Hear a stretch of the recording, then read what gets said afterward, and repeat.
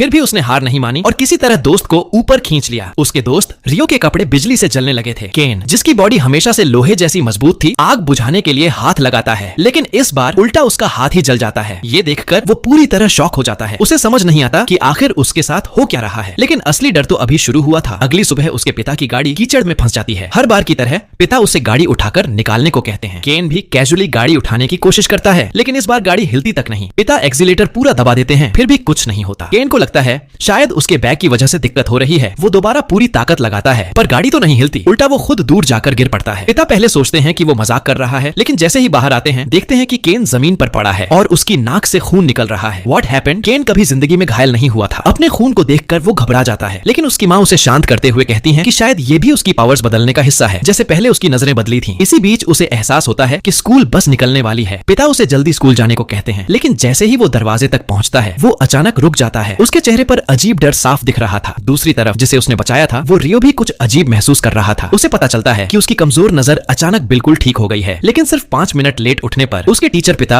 उसे बुरी तरह डांटना शुरू कर देते हैं। रियो पहले चुप रहता है, लेकिन रोज रोज की डांट सुनकर आखिर जवाब दे देता है। ये सुनते ही उसके पिता गुस्से में हाथ उठाते हैं, पर तभी कुछ ऐसा होता है जिसने दोनों को हिला दिया। रियो बिजली जैसी स्पीड से उनका हाथ बीच में ही रोक देता है। उसके पिता पूरी तरह स्टंड रह जाते हैं। उन्हें समझ ही नहीं आता कि अभी हुआ क्या, लेकिन स्कूल की मॉर्निंग मीटिंग की वजह से वो ज्यादा कुछ पूछ नहीं पाते और जल्दी निकल जाते हैं। अब रियो की बॉडी अचानक पहले से कहीं ज्यादा ताकतवर हो चुकी थी, जबकि दूसरी तरफ स्कूल पहुंचा के लगातार दर्द और कमजोरी झेल रहा था।